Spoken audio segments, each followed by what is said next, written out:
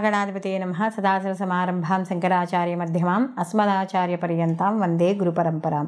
శ్రీమాత్రే నమః. ప్రేక్షకులందరికీ స్వాగతం. ఇంట్లో ఈ వస్తువులు కానీ ఉంటే ఖచ్చితంగా మీ ఇంట్లో దరిద్ర దేవత ఉన్నట్టే. అదైతే మాట లేకుండా చెప్తున్నాం. అసలు ఇంట్లో ప్రతి ఇంట్లోనూ కూడా లక్ష్మీ కటాక్షం కలగాలి అంటే దాని ఇంట్లో వాతావరణం కూడా అలాగే ఉండాలి.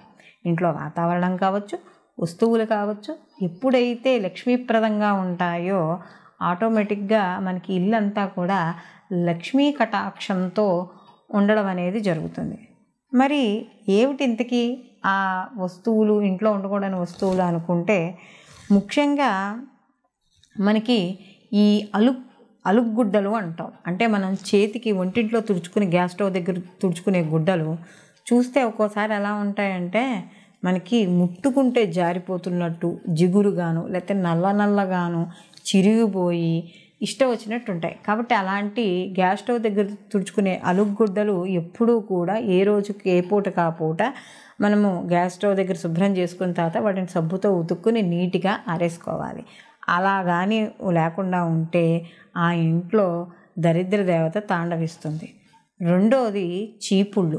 ఎక్కడ పెడితే అక్కడ చీపుళ్ళు ఉండడం, వీధి గుమ్మానికి ఎదురుకుండా చీపుళ్ళు ఉండడం, లేదా ఉన్న చీపుళ్ళు బాగా చిన్నవైపోయి అరిగిపోయి విరిగిపోతున్నట్టుగా ఉండడం. ఇలా ఉన్నట్టయితే ఆ ఇంటికి దరిద్రానికి సంకేతంగా చెప్పవచ్చు. కాబట్టి అరిగిపోయిన చీపుళ్ళు ఇంట్లో ఉండకూడదు.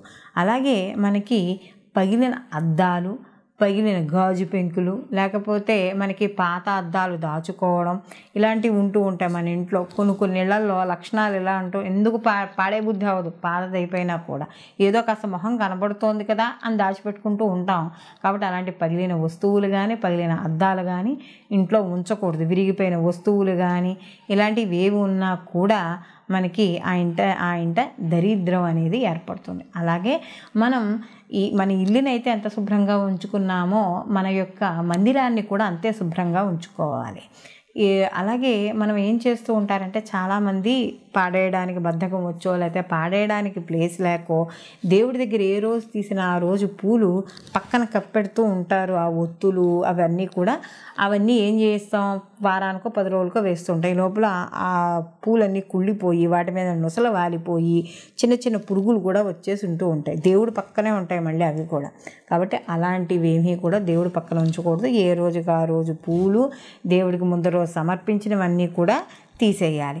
అలాగే మనకి కాళ్ళ కింద వేసుకునే గుడ్డలు, అంటే మనం వాడుకునే పాత ఏవో షర్ట్లనో ప్యాంట్లనో లేకపోతే ఈ నైటీలనో ఎలాంటివి కాళ్ళ కింద వేస్తూ ఉంటాం మనం తుడుచుకుందుకు బయట నుంచి వచ్చేటప్పుడు, బాత్రూంలో నుంచి వచ్చేటప్పుడు. అవి ఏ పూటకు ఆ పూట కానీ కనీసం 2 రోజులకోసారైనా సరే శుభ్రంగా ఉతుక్కుని మనం ఒంటి మీద వేసుకునే బట్టలు ఎంత శుభ్రంగా ఉంచుకుంటామో కాళ్ళ కింద తుడుచుకునే బట్టలు కూడా అంత శుభ్రంగానూ ఉంచుకోవాలి. లేకపోతే మన కాళ్ళ కింద ఉన్న మట్టి అంతా దానికి అంటుకుంటుంది. ఆ మట్టి అంతా శుభ్రంగా అలా మనం ఉతుక్కోకుండా ఉంచితే ఇల్లంతా కూడా అదే మట్టిలా తయారవుతుంది ఎంత శుభ్రం చేసినా. కాబట్టి ఏ ఇంట్లో అయితే అలా చండాలంగా ఉంటుందో ఆ ఇంట్లోకి లక్ష్మీదేవి అనేది రాదు. అలాగే ఇంట్లో ఎవరికైనా బట్టలు ఇవ్వబుద్ధి అవ్వదు. మనసు తొందరగా ఎవరికి అబ్బాయి ఇవి మంచి బట్టలు కదా దాచుకుందాం, ఏముంది కుట్టించుకుందాం అని చెప్పి. కాబట్టి ఇంట్లో చిరిగిపోయినవి, మాసిపోయిన బట్టలు, అలాగే మనకి పొట్టైపోయిన బట్టలు ఇవన్నీ కూడా దాచిపెట్టుకుంటూ ఉంటాం అటకల మీద వాటి మీద. అలా ఇంట్లో వాడని వస్తువులు కానీ, వాడని బట్టలు కానీ ఇలాంటివి ఎక్కువగా పేర్చుకోవడం వల్ల కూడా ఆ ఇంట్లో దరిద్ర దేవత అనేది మనం ఆహ్వానించిన వాళ్ళం అవుతాం. కాబట్టి ఇలాంటి విషయాల్లో తప్పనిసరిగా ప్రతి ఇంట్లో వాళ్ళు, ఇల్లాలు కూడా జాగ్రత్తగా ఎవరైతే ఉంటారో ఆ ఇంటికి దరిదాపుల్లోకి దరిద్ర దేవత అనేది రాదు. సర్వేజన సుఖినో భవంతు. లోకా సంస్థ సుఖినో భవంతు.